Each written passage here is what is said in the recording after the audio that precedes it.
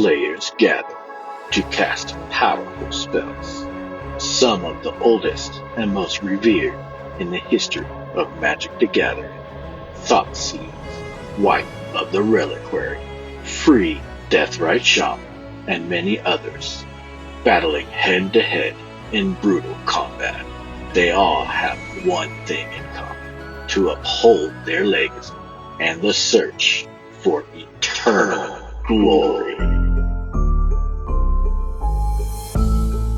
The Eternal Glory podcast is brought to you by the minds behind Bosch and Roll on YouTube, Arabian University, and TheEpicsFirm.com. This episode is sponsored by Moxfield and financial advisor and certified financial planner Nicholas Robb.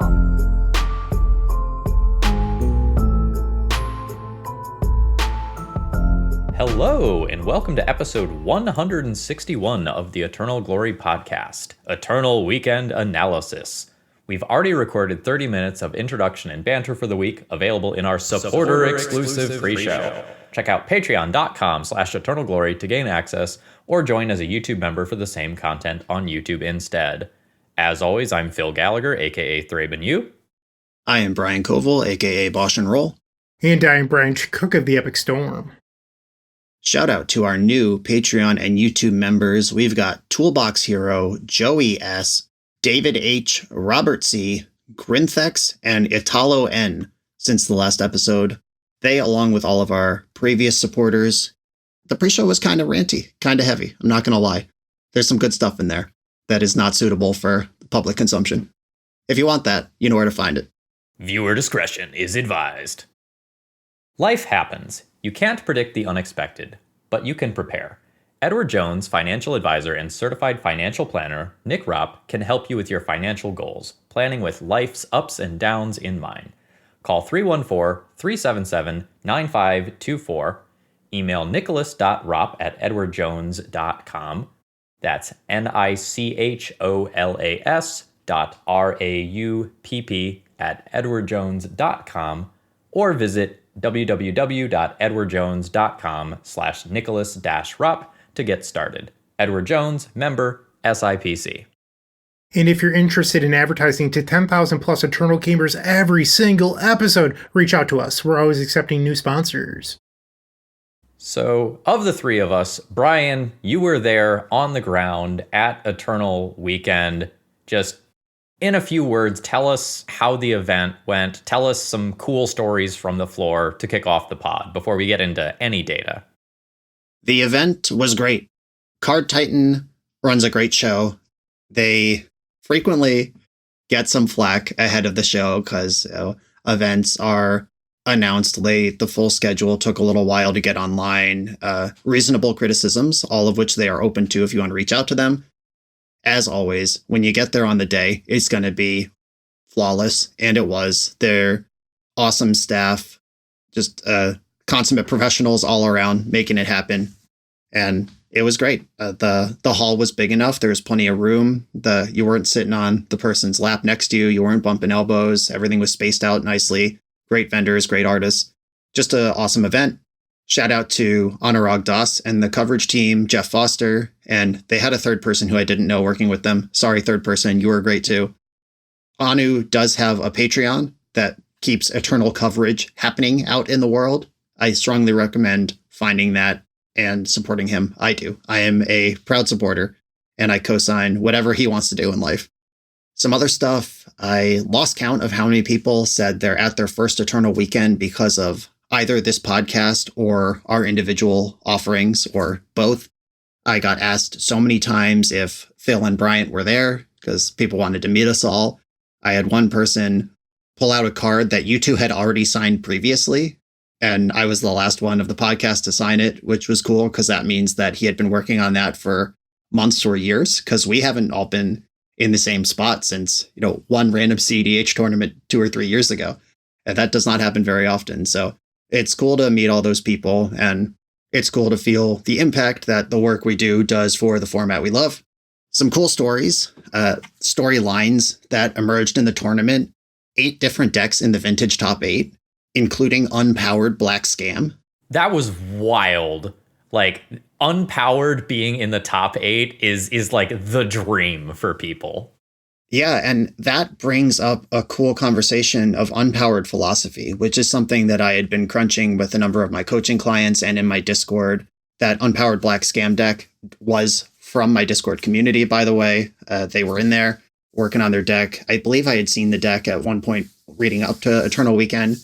But so the unpowered philosophy, last year in Prague, somebody made top 8 with unpowered white initiative, which is a tier 1 deck. It won Eternal Weekend this year, fully powered. And last year, somebody just replaced the Moxin and stuff with Spirit Guides and Chrome Moxes and other ways to get that mana quicker. And so you could take an existing vintage deck and try to emulate the power cards with less powerful cards. Or you can do what this player did and build a deck from the ground up with the vintage metagame in mind without ever having wanted power cards. I mean, obviously that deck's better with a Mox Jet in it or a Black Lotus. If instead of trying to figure out how do I replace Black Lotus in this existing deck, you decide how do I build Scam without ever having the idea of Black Lotus in my head, you end up in a different place than someone going from the other way. And those are both functional ways to approach that. And it's just really cool that we have, within a calendar year, 2 examples of both being successful. I can't help but think of Moneyball, where in this example, Jason Giambi is Black Lotus. Like, you can't replace Jason Giambi with one player. You have to replace him in the aggregate. Don't try to recreate Black Lotus, do something different. Yeah, I could see at a conference table, it's like, what do we like about Simian Spirit Guide? It makes 1 mana. What do we like about Elvish Spirit Guide? It makes a mana. What do we like about Ancient Tomb? Tell me, you in the corner. It makes a mana? It makes a mana. Great scene, great scene. Other cool storylines, Max Dorshin running it back, making the top 4 as the reigning champion, and he was borrowing my Black Lotus for the tournament. So my Black Lotus did top 8. I made a joke on socials that I let him borrow the good Lotus, and that's why I did poorly and he did so well. And then he used his winnings to leverage it into owning his own Black Lotus, so we've got another powered gamer out there in the world. John Barber, repeat top 8 in Legacy with the same deck he played last year. And when I say same deck, I mean same archetype. Obviously, some innovations have happened in the last year. HJ, Hans Jacob Godek, got his 5th Eternal Weekend top 8, which is his shot at his 3rd win. There are, I believe, 3 people with 2 wins, and nobody has 3. And that's the scary number for those of us who are tracking that. I have 8 top 8s. HJ has 5, but I have 1 win. He has 2. And, if we're tracking these things, who the EW goats are, I was very scared of his 3rd win. I'm going to be honest. Speaking of second wins, Johan Larsson made the top 8. He is the current reigning Eternal Weekend Championship from Europe last year. And again, with the same deck, obviously a year's worth of innovations in the shell, but Nadu Breakfast is the deck he won Europe with last winter. And to make this even more exciting, there's only one person in the history of Eternal Weekend who has held 2 titles at once, and that's Roland Chang. And Johan Larsson, trying to pick up a second title at once, had to defeat Roland Chang in round 15 in their win-in. And Roland had it in his hands to block someone from even trying to take his record or tie his record. And Johan ended up being eliminated in top 4. But the fact that those 2 met face to face, Roland on the deepest run he's been on in 15 or 20 years, colliding with Johan when the storyline is there. It was just so cool. You can't write that stuff. And then that Lone Pox hero, Jacob Murray, just sliding in. I had no idea this was happening until I saw him winning in round 15. I was just birding coverage and I was like, wait, what's going on over here? And someone's like, yeah, Lone Pox. It's playing a winning in. And incredible. This top 8, we'll talk about it. It's basically exactly what we predicted 2 weeks ago on the episode, except for one legend, one absolute Giga Chad. I will say this, as someone who was watching from home on coverage, the Lone Pox player was featured at least twice, if not 3 times, because the chat just kept on asking for them. People were following the record, you could see it in the chat. They're like, okay, they're now X and 1. They would just post that person's record every round, trying to get them back on coverage. And at some point, Reed Duke was commentating, and they're like, I know, everybody wants to see more Demir mirrors, but right now, unfortunately, we have to watch Lone Pox. And the chat just went nuts, and people were like, we didn't realize Reed was so sassy. It's Reed's allowed to have a sense of humor. Like, come on now. I don't know, but it was a great time. I spent my afternoon playing that Lone Pox deck, and I do mean that. It was a long-ass league. I think the grindiest league that I have played all year, and I play some grindy nonsense. But damn if that deck wasn't good. That is a polished Lone Pox list. I, too, recorded with that deck this afternoon. It came from the Legacy of the North crew out of Toronto and that larger area in Canada. And Jim Monolith is one of their guys. And Jim submitted his deck, Jacob's deck, to me basically in person. We were standing at Eternal Week and he's like, how much is it? How do I do this? And I gave him the info and there he was this morning in my DMs to follow through. And I recorded it immediately. And not to get too nerdy on this, but I play a lot of Lone Pox. After Island Ponder Keep, Lone Pox, hashtag Pox Life. Like that's the second boss and roll tier of memory. And the list only has 2 Life from the Loams in it, which felt kind of heretical to me because I would probably play 6 if I could. But it has Malevolent Rumble, Grist, Barrogoyf, and I think there was one other self-mill thing that is escaping my brain right now, but there's a lot of self-mill in that deck. Witherbloom Command. Yeah, there it is. A high number of Witherbloom Command, 3 of them.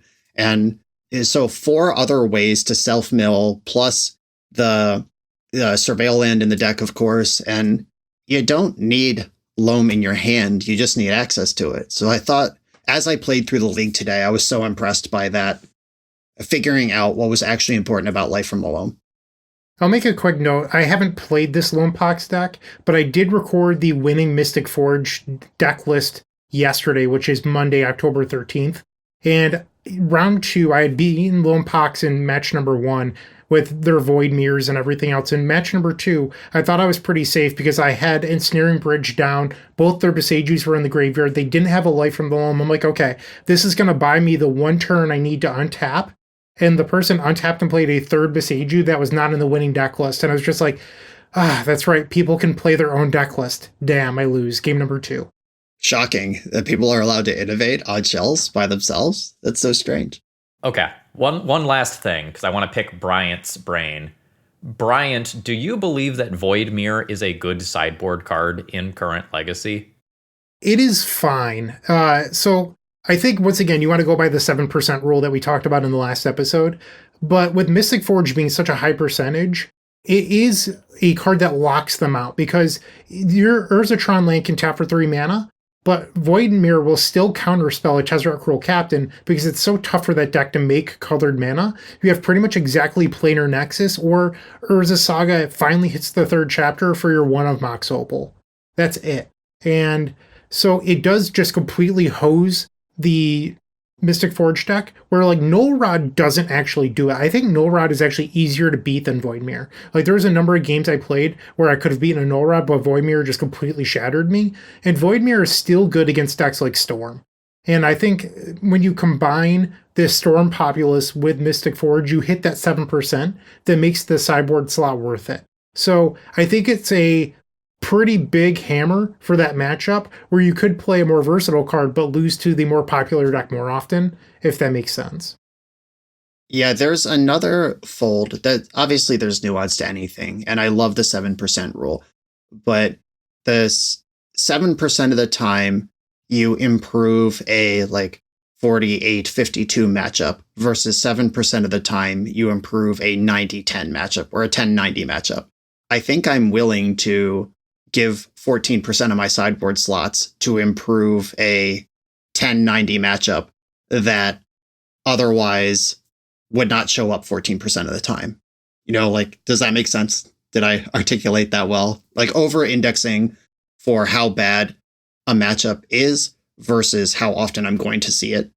And at some point it becomes, I just hope to dodge this. If it's an unpopular and difficult to solve matchup, just try to ignore it. But if it is a popular matchup like Mystic Forge, and you're a deck like, e.g. Lone Pox, since we're talking about it, that is really bad against Mystic Forge, unless you hammer them somehow, I would be willing to play 2 Void Mirrors to answer 7% of the format. It doesn't have to be 14%. I get what you're laying down, and I will say this, watching coverage, and I feel really bad that I do not remember this Lone Pox hero's name right now, but they absolutely destroyed Forge the 2 times they got paired into it. Like, it was embarrassing. They were just like, okay, waste you, Beseiju you, Lone back Beseiju, destroy your other land, and then the Mystic Forge players just sat there. Like, just embarrassing. So, like, if you don't open up on a fast start, I think the Loam deck is actually favored, and then in the post board, they get access to 2 copies of Void Mirror. So I don't think the Lone Pox deck is actually unfavored unless Forge opens up on a, like, turn 1 Grim Monolith key hand. Right. And that's, as the expert in these affairs, that's the experience with Lone Pox against all decks. It's, can I squeeze them down or do they break the seal? Because once the seal is broken, you basically can't put any matchup back in once they've broken free.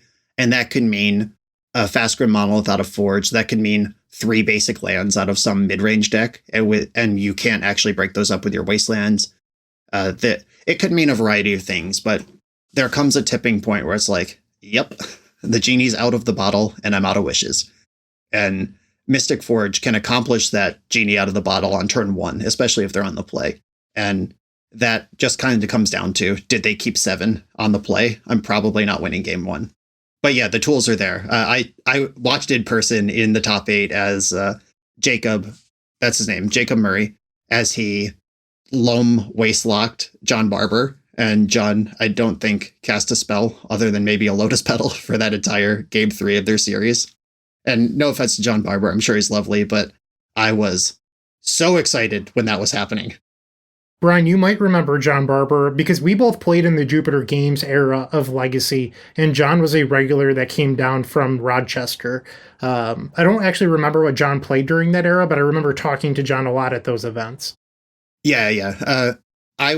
I don't remember him specifically from that era, but we were both around, and I did have a very short conversation with GP champion James Rinkowitz at this, and he mentioned he had tested with John. So they are all still up there in upstate New York doing their thing. All those Jupiter crew guys. All right. I want to go back in time to before the tournament now. I want to go back 2 weeks to our previous podcast episode. And I'm just going to reread our predictions for what we thought was going to do well at the event. So Brian said Reanimator, Nadu, and non-combo Daze and Wasteland decks, honorable mention to Mystic Forge. I said Reanimator, Nadu, Dimir Tempo, and Mystic Forge, and Bryant said Reanimator, Forge, Dimir Tempo, and Nadu. And damn if we didn't nail it. Top 8 for this event was 3 copies of Mystic Forge, 3 copies of Reanimator, 1 copy of a Nadu deck, Breakfast, and then Lone Pox. We were very wrong about Dimir Tempo, at least in this event. We did all call out Wasteland Daze decks as in some form or another on our top 4 list. And Dimir Tempo did, by the numbers in this event, eat a big pile of poo. And myself included, I did play that deck. Though I will say, played a ton of Legacy, done a ton of targeted testing, worked really hard on the list, and my numbers with Dimir Tempo over the last 3 months are undeniable. I do think it was right for me to play that deck in the format. It did not do well across the board. But the other 3, we nailed it. So, generally speaking, Reanimator was the most popular deck of the event. So, in the top 32, we have 8 copies of it. The top 32 was relatively diverse otherwise. There are 5 copies of Reanimator in the 9 through 32nd. There's 3 copies of Moon Stompy. And then no other 9th to 32nd place deck is repeated more than twice. So there are very clear best decks, but a lot of things we're able to punch through and put up okay results. I do not want to take this to a B&R discussion, but I would like to point out there's a bunch of people sharing the data from this event going, see, Legacy's perfectly healthy. I don't know what you're complaining about. Meanwhile, 3/4 of the top 8 was comprised of 2 decks. So I think there's some things that say Legacy is pretty close to being healthy. I think there's some things that are saying it's not. You can look at the data however you choose to, but it's a little murky in my opinion. But I do like to see that some non-Reanimator Forge decks had some success at this event. That is a good thing to see. Right, and we'll go into specific win rates and matchup matrix as this episode unfolds, and we can see how we really feel about this. And this was a big event, 15 rounds, 900 some players, but that is still just a drop in the bucket of the leagues and the challenges and the data machine that is always churning. Now, I will say, if you look at the entire top 64, I think it paints a much worse picture of Legacy, as it's basically the same handful of decks repeated. 3 Moon Stompy, 7 Mystic Forge, 4 Nadu, 6 Reanimator, 3 Blue-Red Delver. And like, there's basically nothing else in that like 33 to 64. It is just those 5 decks. Right. And we also get the people are going to play what they play or what they have effect in paper. My tournament path, I did play all 15 rounds to the bitter end, and I played against 0 Reanimator, 0 Mystic Forge, and 0 Nadu in those 15 rounds. I played against 6 Stompy decks. I think it was 3 red, 1 Boros, and 2 white. One was white initiative, one was white artifacts with like Lodestone Golem and stuff. I played against 2 white Aether Vial decks. One was Orzhov Taxes, one was Esper Vial. I played against Oops All Spells and Doomsday twice each. There are other decks in the format, and depending on a path, like I released my tournament report today at the time of this recording, and one of my comments was like, I played against Reanimator 7 times on day 1, and I played against Reanimator 0 times in 2 days. So, RNG of pairing is always part of these. Are you saying you didn't prepare for 7 Stompy decks in your 15 rounds, Brian? Why would you do that? And I only lost to one of them at the very end. Like, I felt prepared for that, honestly. But I did have some pretty specific tech, like Twisted Image for Tamiyo mirrors. The only Tamiyo I played against in 15 rounds was out of the Esper Vial deck. And I brought a Dread of Night in my sideboard for Nomad's Encore specifically, with options on Ocelot Pride. I did play against an Ocelot Pride deck, and they did have to Thoughtseize my Dread of Night on turn 1. So I feel like that was at least a little bit vindicated. I paired into 0 Nomads Encores, only 1 Tamiyo in the entire tournament. And to be fair, I did lose to that one Tamiyo I played against in game 3 of a camera match. Otherwise, the matchup was pretty interesting, but Tamiyo was just ticking up in the background, and then my opponent drew half their deck, which was 40 cards because they had Yorion. I had a match today that I was playing where a Tamiyo was sitting at 8, and I'm just narrating to myself, I'm so dead. They have 7 cards in hand. There's just any days, any force of will. This Tamiyo just ends the game instantly. And I was able to answer the Tamiyo, and I was just like, what do they have in hand? What do they have in hand? There's 7 cards that are going to kill me later, but none of them are counter spells. I live to play more Magic. Tamiyo's bananas. You survived the sub game and then emerged back into the real game with half your life total. Tamiyo's like Charizard. All right, let me just take a minute to say that we love Moxfield.com. All the deck lists that we are playing as a podcast, they are up there on our individual Mox Fields. So if you want to see what we're playing at any given time, check them out. They are awesome. They recently did some really cool stuff at MagicCon Atlanta, where you gained the ability to snap some cards on there, and I am in love with that feature. So if you're going to a major in-person event that they're going to be there, it's worth saying hello to the team and seeing if they're doing anything cool. To piggyback on Phil, as I'm uploading my daily deck list for what I'm recording, I uploaded the first place Mystic Forge combo deck yesterday. Today I recorded the Rakdos Reanimator deck that came in 9th place. But when I was doing this, I saw that Brian uploaded the top 8 Lone Pox deck list. Then I got to see both of the deck lists that Brian actually played in Vintage and Legacy. I was like, oh, this is sweet. And I clicked in and browsed them. Like, it's great to see what other, friends and followers and whoever are doing through their follow feature. Like, being able to see people's deck lists as they update them in your feed is just incredibly helpful. So go follow people, because you do get updated deck lists constantly if you use the follow feature. See you on Moxfield. All right, so let's start going into some numbers now, and we'll do some quick hits and then maybe analyze it. So we're going to do metagame percents here, and then we are going to do win rates excluding mirrors.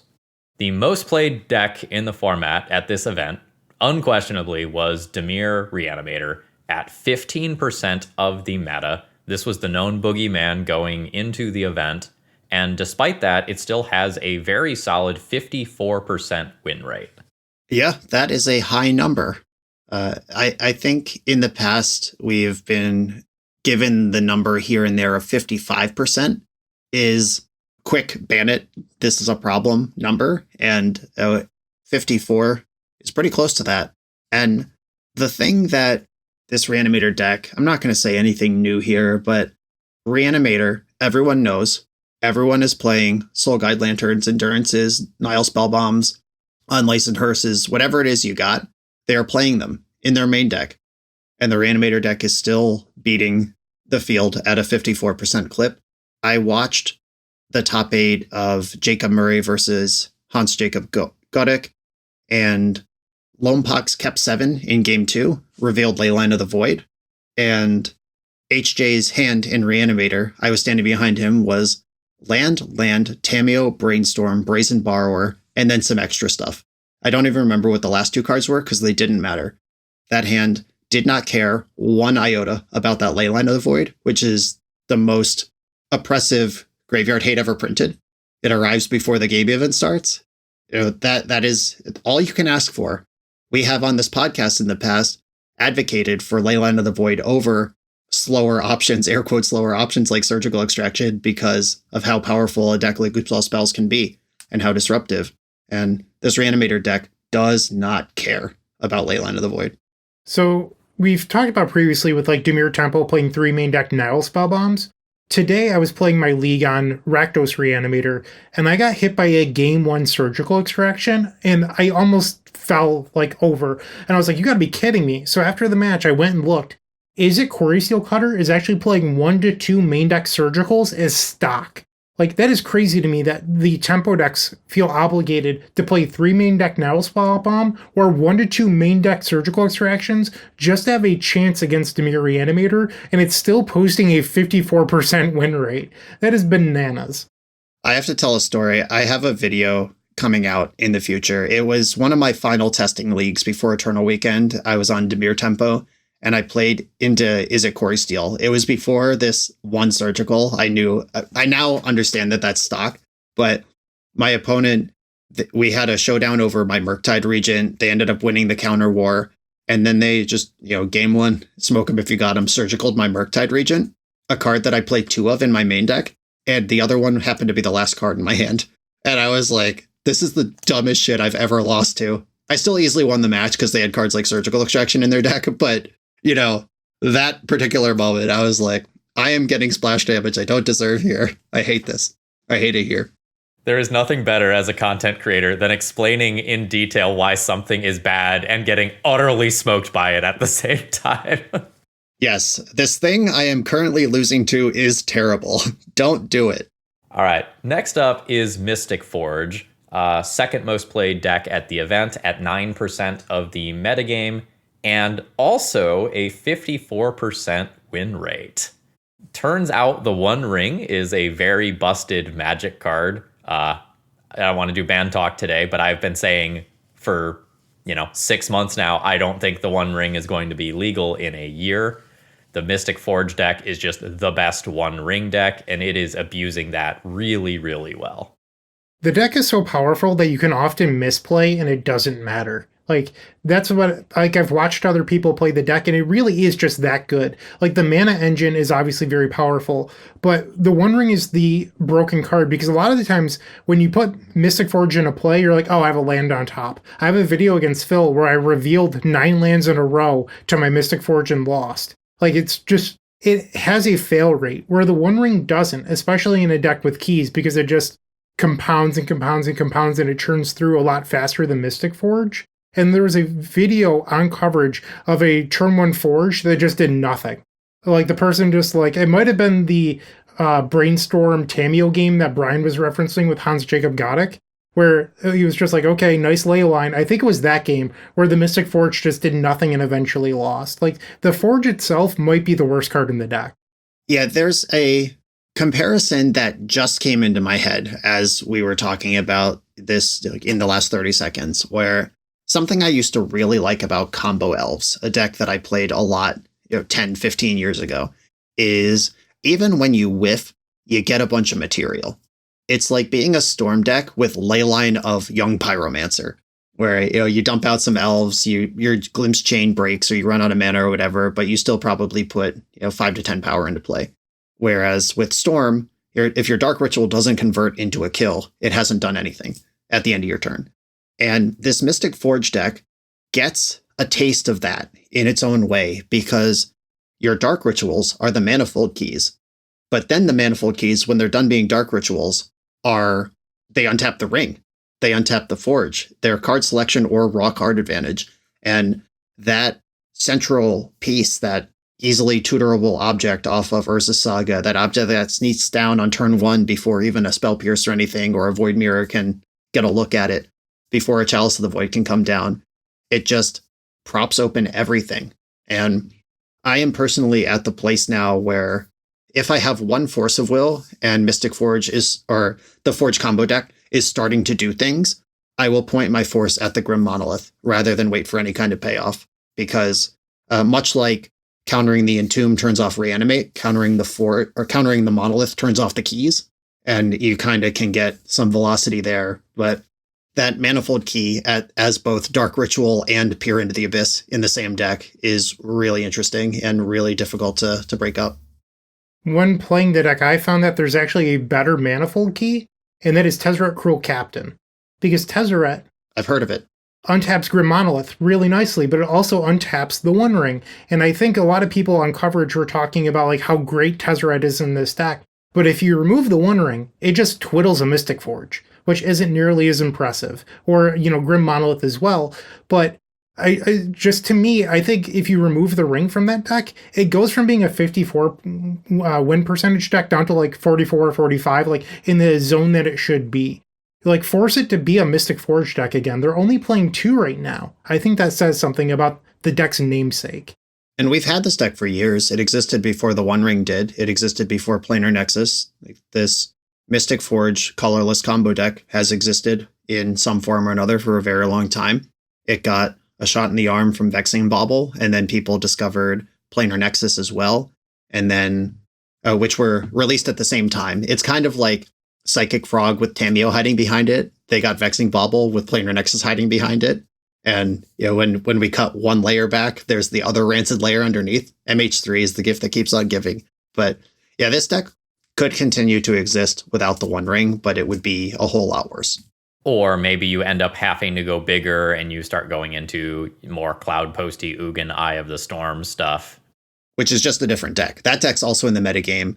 Shout out to a nice person whose name I did not get, who was on Demir Cloud Post. And I believe they top 16'd and were live right to the very end to top 8 this event. They made a hell of a run with a adjacent but similar thing, a less punishing but more robust version of the Mystic Forge mana base. All right, next up is Dimir Tempo at 7% of the metagame and a 44% win rate. I think tabling that until we get to the matchup matrix is a good idea, because I think the matchup matrix is very telling for why it ended up with these numbers. Right, and there is also, this is something that I made very clear. This is the deck that I played. It is the deck I fleshed out a whole sideboard guide for. I know 60-some people joined my Patreon in the week before Eternal Weekend, plus the 400 people who are already there. So maybe 500 people got my advice to play this deck. I don't know how much of this 7% I'm directly responsible for, but it's non-zero. And one thing that I made very clear in my article about this legacy format is every deck has to know what it's doing. Every pilot has to know the ins and outs of every matchup. There are no completely free, corny wins in this format right now. And choosing Dimir Tempo, the fairest of the fair, in this otherwise Ancient Tomb and Reanimate fueled and Tameo fueled metagame, you have to make every small decision perfectly to be successful with this deck. And I don't know if everyone did the work they were supposed to do, or if the deck was actually just poorly positioned. Next up, we have the 2 Nadu decks. Cephalid Breakfast at 6.5% of the metagame and a reasonable 52% win rate. And Nadu Midrange at 4% of the metagame, but a 56% win rate. So both Nadu decks going positive. Yep, Nadu Midrange. We talked about this in an episode a month and a half ago or so. The episode, the theme, I think the title was Where is White, or What Happened to White? Where are the white cards in this format?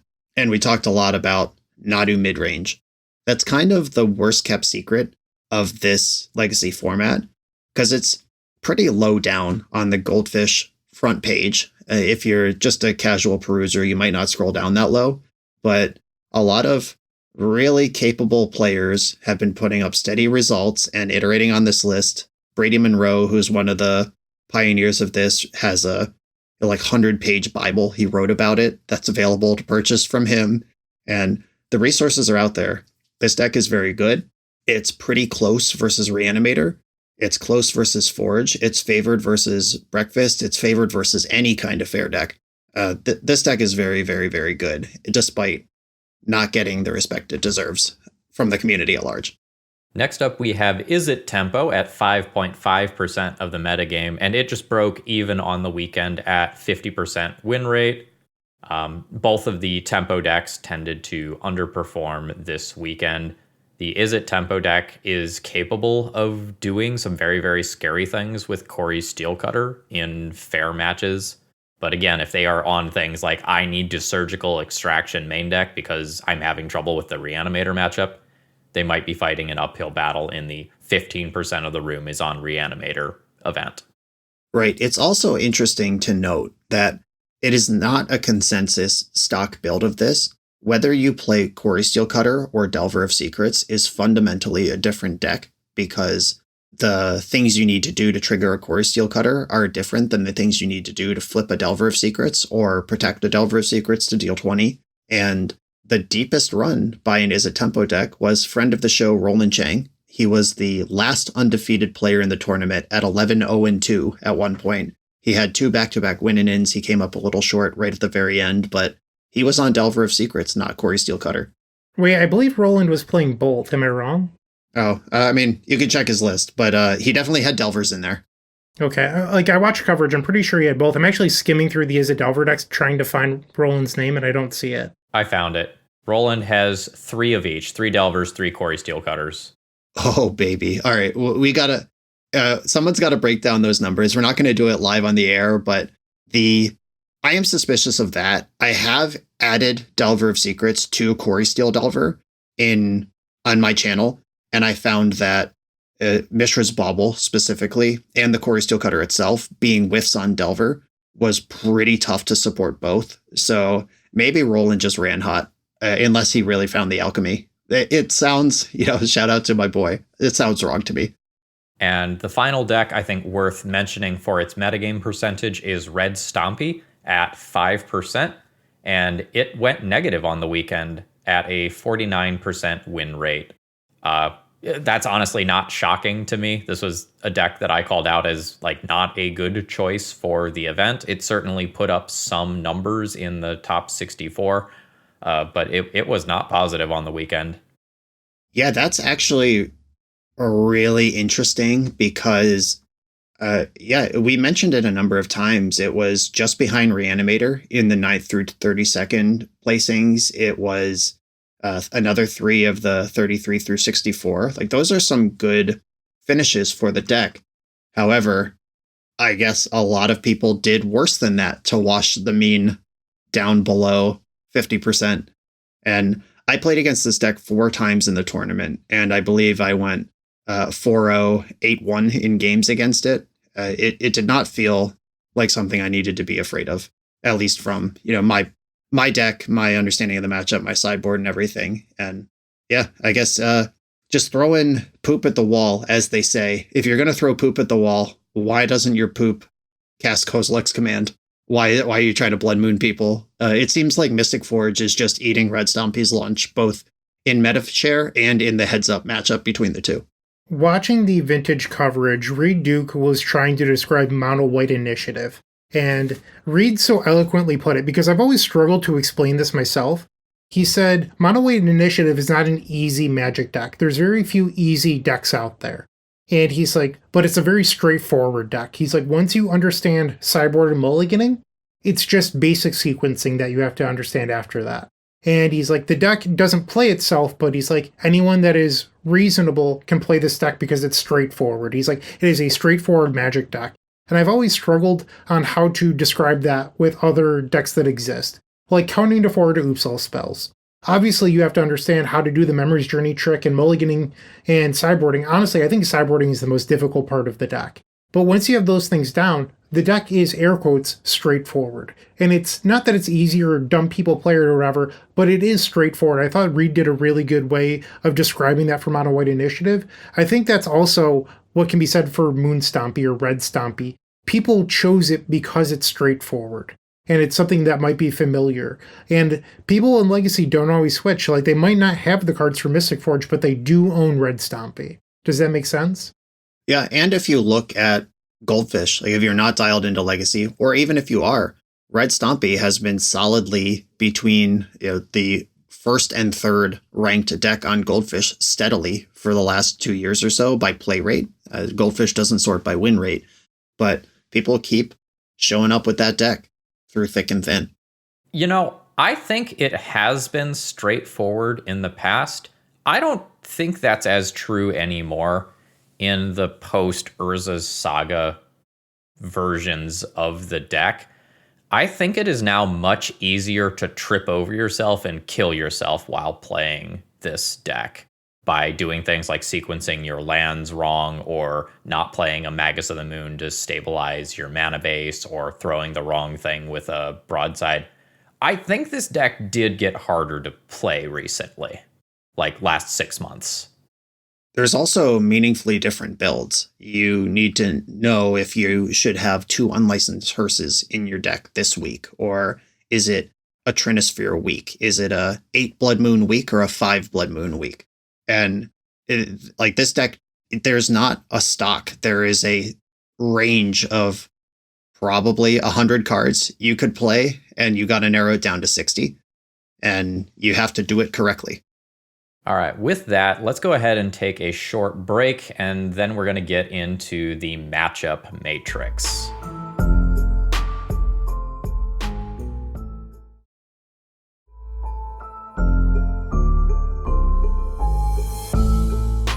All right, welcome back.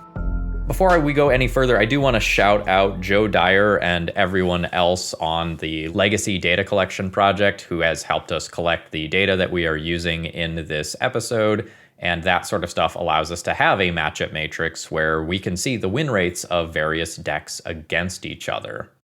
These are always so satisfying to look at. I love the work of the data team so much. You all are the real heroes.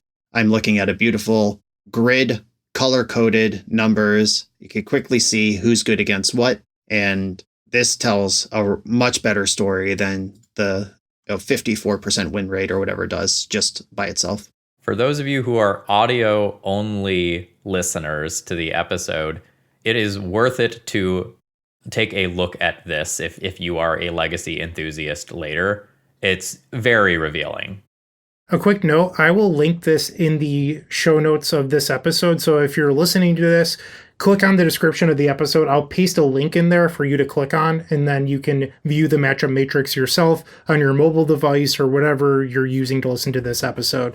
But my favorite thing about this matchup matrix, Phil, isn't any of the data. It's I'm scrolling through. They put a lot of decks on here, from Hogak to Espervile, but when you get towards the end, there's Stiflenot and Goblins, but the word Stiflenot is so long, it combines with Goblins, and you get Stiflenot Goblins. Imagine what that deck would look like. That is a Thraben U special right there. Pre-modern players get to work. All right, now, just in terms of using this chart, in case you click on it and you don't know this, you can scroll to the right. It is a very large chart. Yes, about, I would guess, like 30% of the entire chart is visible as you click in, and I'm in a maximized browser on my desktop right now. There is a lot to soak in. All right, so the first thing that I want to point out is that Reanimator tends to be positive or close to it against the entire field. Against the most popular decks, it tends to be between like 48 and 53% most of the time. But what's really fascinating is if you scroll over to the right side of the chart to the stuff that's less frequently played, it is just bright green across the board, and Reanimator is just super, super favored, north of 60% in most of the uncommon matchups. And, part of that could be small sample size there. But when I'm looking at this, I am seeing Reanimator is just absolutely fucking trashing the decks that are at a lower power level within the format. Right. Like there is some stuff on this matrix, like 100% win rate versus elves, but it's only one match. But there's also 70% win rate over 10 matches. 10's enough matches that we could kind of believe in 70%. And the matchups across the entire spread of games that occurred at Eternal Weekend, Mardu Ocelot Pride, Reanimator has a 38% win rate against. Death in Texas, Reanimator was 31%. Dreadnought Dress Down, 39%, and Maverick 24%. And then there is a 49% versus Painter, 44 versus Lands, 48 versus Cephalid Breakfast. And then there are about 24 matches that are 50% or better, including 59% versus Demir Tempo over 68 matches. That's enough to paint a picture. 78% versus Nikacho over 27 matches. That's a bloodbath. 78% over Doomsday in 18 matches. 80% versus TES. Tough beats, Bryant. But yeah, this deck, the numbers are huge. There are not very many negative matchups, and this is a lot of matches played. So in the Storm Discord, they were talking about the Storm versus Reanimator matchups, and I'm guessing the Black Saga Storm stuff kind of got smushed in with the Epic Storm, but they counted out the Saga Storm players who like to claim that they have a very good Reanimator matchup. Out of the 9 pilots playing Black Saga Storm, there are 0 match wins versus Reanimator. Everyone's got a good Delver matchup, right? Until they get paired against Delver. Exactly. That's what they say. Alex McKinley, I think, brought up a pretty interesting comparison with how we look at Magic data compared to other games. In fighting games, you might look at one fighter versus another, and their ELO is often a part of the equation. In Magic, we don't look at ELO at all. It's just person versus person. But in those fighting games, if you're at 1800 ELO versus a person with 1400 ELO, a matchup might change. Or if it's 2 people with over 2000 ELO, the matchup might switch. And we don't look at that at all in Magic regarding matchup profiles. And it sort of like opened up my eyes a little bit, because a Brian Coval on Demir Temple might have a very different matchup than somebody just picking up Demir Temple for the first time. But we always just, well, okay, we're going to average their results together, and that's what it is. I think Magic might have done itself a disservice getting rid of ELO a decade ago and going towards like the mythic points or whatever. Yeah, there is also some skill differential stuff and some basic understanding stuff. Like, this happens all the time in the comments of my videos where I have a game 1 with some tempo deck versus Reanimator. I go to the sideboard, and rather than add my 2 Force of Negations, I cut 2 of my Force of Wills. And then the comments are like, you just got dumpstered by a combo. What are you doing? And there is a confluence of factors, like they are going to sideboard down on that stuff. So I don't want to be holding Force of Negation when my opponent has 4 Barrelgoyfs in their deck. And then there's also, some of them are upgrades. Like, I don't need to Force of Will something if Surgical Extraction can do the same job for 1 card. And there's a lot of things that if you just copy and paste a list and show up at Eternal Weekend and you get shit-clowned by Entomb Reanimate, and then you grab all your Force and Negations and make your deck terrible versus Barrelgoyf and Murktide Regent, then that's going to show up on the data as well. All right, let's go down to our next row here, which is Mystic Forge. And honestly, Mystic Forge looks really good across the board. Sort of like Reanimator, a lot of the top matchups are, ballpark 50% plus or minus a little bit. And there's just a ton of green matches just across the board once you are past the first couple of decks. Seems like it is not performing well versus Blue-Red Tempo, Sneak and Show, TES as reasonably played decks, but most of the other stuff it is doing very well against. Yeah, there's a lot of 60s, 70s, 100% over large matchup sizes, like 74% wins over lands with 34 matches recorded, 57% with 42 matches over Cephalid Breakfast. And that's a top deck. That is one of the decks that we called out. And when one of the decks we called out is 57% over a solid chunk of matches against one of the other decks we called out as decks that could win the tournament, that's a good place to be. It's interesting. If you look at the bad matchups for Forge, Blue-Red Tempo is 35%, but then Grixis Tempo is 73%. Obviously, they have a different number of matches. The Grixis Tempo is only 11 versus the 31. But you wonder what exactly changed during those matchup profiles between the two decks. There's this thing that happened. 17 Lands is a place that gives you a lot of data about limited formats. It's pulling from Arena all the time. And there was this fascinating statistic in Murders at Karlov Manor Limited, where the on-color surveil lands, like a Dimir deck with the Undercity Sewer in it, had a lower win rate than the splash color surveil lands, like a Dimir deck with Underground Mortuary in it. And obviously, a double on-color dual land is better in a deck. But the players who understood the surveil is worth it on the splash were better players than the people who just took the on-color duels. And stuff like that is not going to be shown in a chart like this. And I wonder if something like that is happening between the folks who choose to play Grixis over the folks who choose to play Blue-Red, even though I imagine those decks have many of the same tools. So I'm going to lump the next two together to talk about them. So we've got the matchup spreads for Cephalid Breakfast and what this chart is calling Nadu in core. That is the mid-range Nadu deck. The mid-range Nadu deck is looking good against top decks. 57% versus Reanimator, 51 versus Mystic Forge, 62 versus Cephalid Breakfast, 73 versus Black Tempo, 65% versus Blue-Red Tempo. We've been saying for a while that we think Nadu decks are good, and there's that Nadu mid-range just putting up absolutely killer numbers. I'm going to take a small second to nitpick here, just gripe a little bit about the naming conventions on this chart.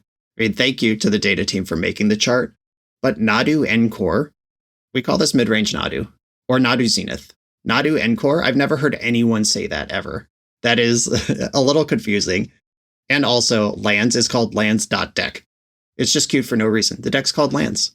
I don't know, just make the chart as readable as you can. These cute lands, get rid of them. Or these cute names, get rid of them. Let's just call decks what they are. Anyway, but yes, the mid-range Nadu, aka Nadu Encore, has phenomenal numbers across a lot of matchups. And its numbers are looking better than Cephalid Breakfast, which is still a solid deck. Reanimator, 52%, Mystic Forge, 43%, Cephalid Breakfast, 50%, Blue-Black Tempo, 48%, and then there's a bunch of somewhat commonly played decks in the 50 to 60, high 60 ranges. Lands at 56, Painter at 67, Eldrazi 63, Sneak and Show 55. So Cephalid Breakfast decks results are fine, but the mid-range Nadu deck is a sleeper pick, and more people should probably be playing it. There is something interesting that happens, though, as you scroll to the right on this matchup matrix to the less played decks.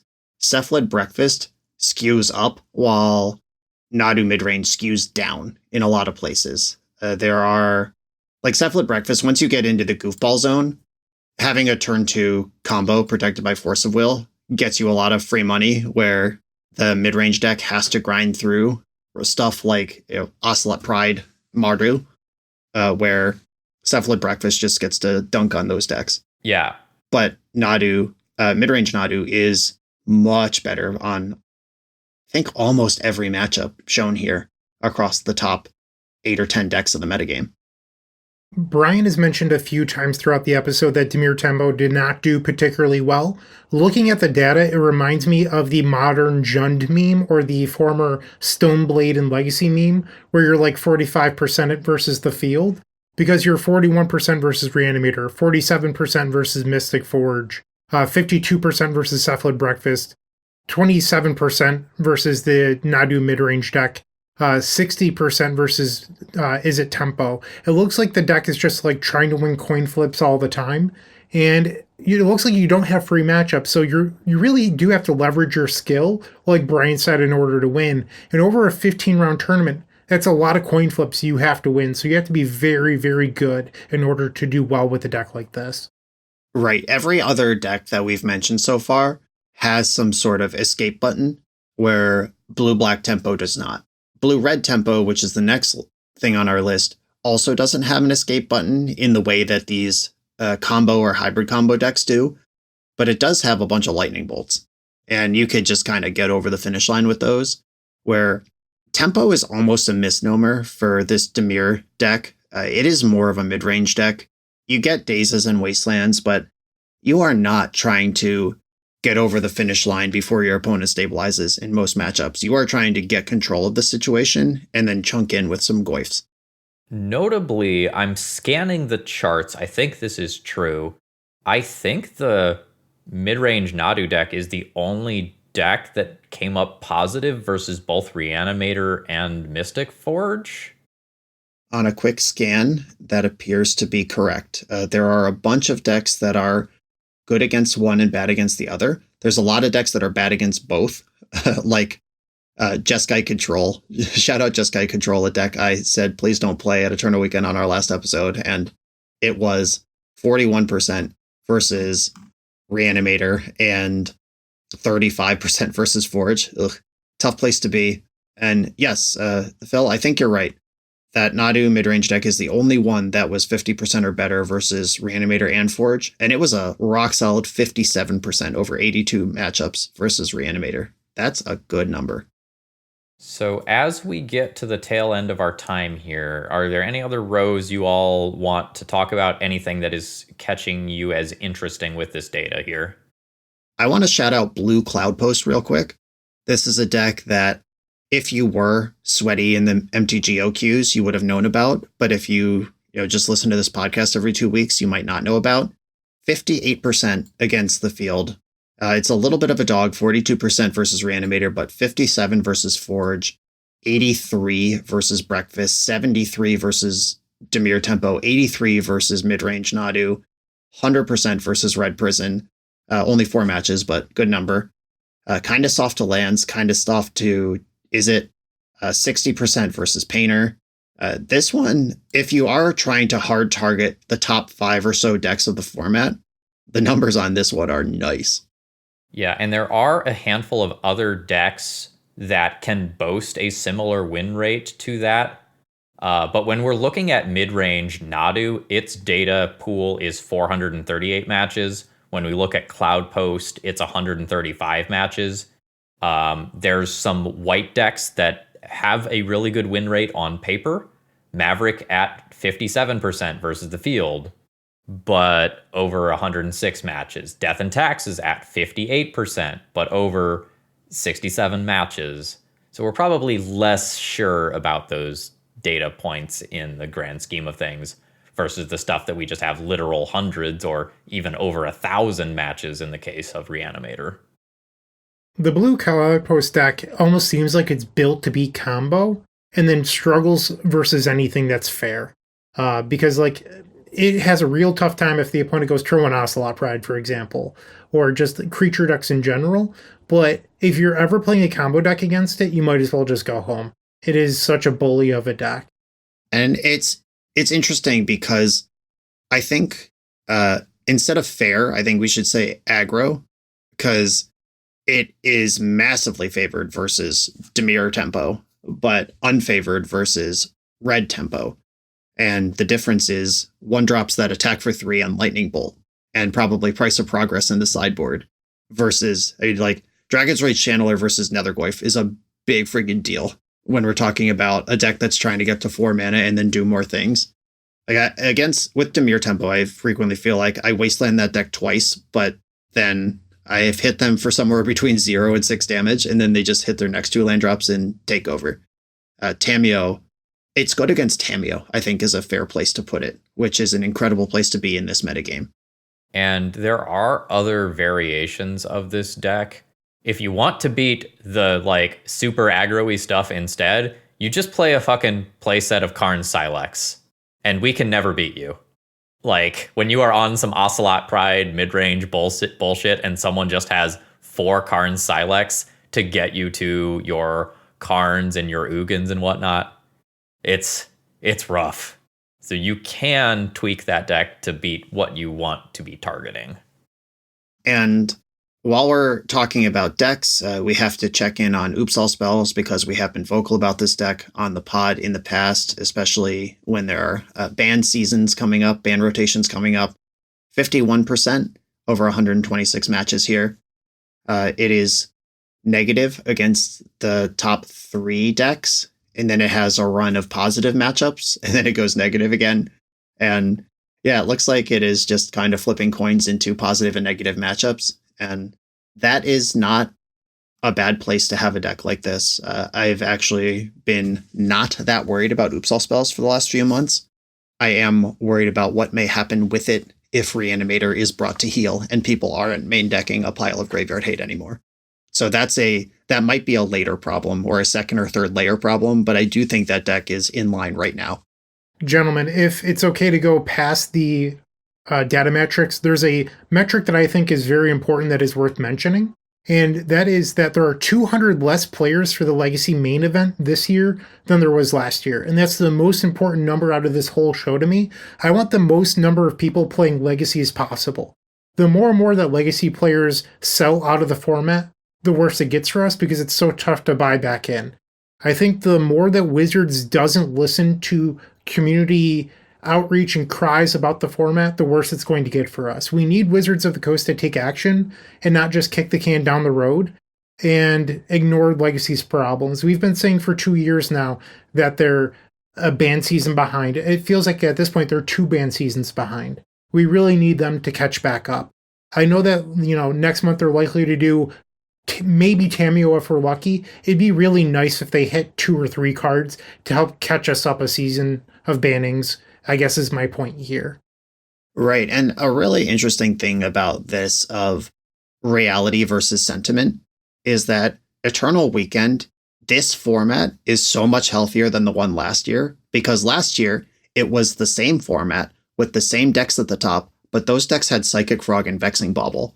We have actually leveled things out, made those decks worse. They're still the best decks, but people feel worse about still having to battle them, which is, that's kind of progress, but not enough. It feels, last year it felt broken, but kind of in an exciting way. We look back fondly at anyone who played Flash in Legacy in 2006 is damn, that was a crazy weekend. And it's kind of we know we shouldn't have that, but it was fun while it lasted. And that's how that Psychic Frog Vexing Bauble era feels. But now it just feels like we're stuck. I had a video recently where I broke down the format, and you want stability in an Eternal format. You want a stable, healthy, breathing metagame. And we don't have stability. We have stuck. We are stuck. And that is different than stable. It's malaise. That's just the perfect word. We have been in this blue-black Reanimator funk for a very, very long time. We've taken Grief, we've taken Psychic Frog, we're still here, and people are ready for some change. Yep, and that will be our episode next week. We specifically avoided that to not, double dip the content too much, but next week, our next episode will be entirely about bans and the format health and what we hope to see. And then our next episode after that will be on November 11th, the day after the ban announcement. So we will be fresh on the ground covering that. And that's what to look forward to from the Eternal Glory podcast in the coming month.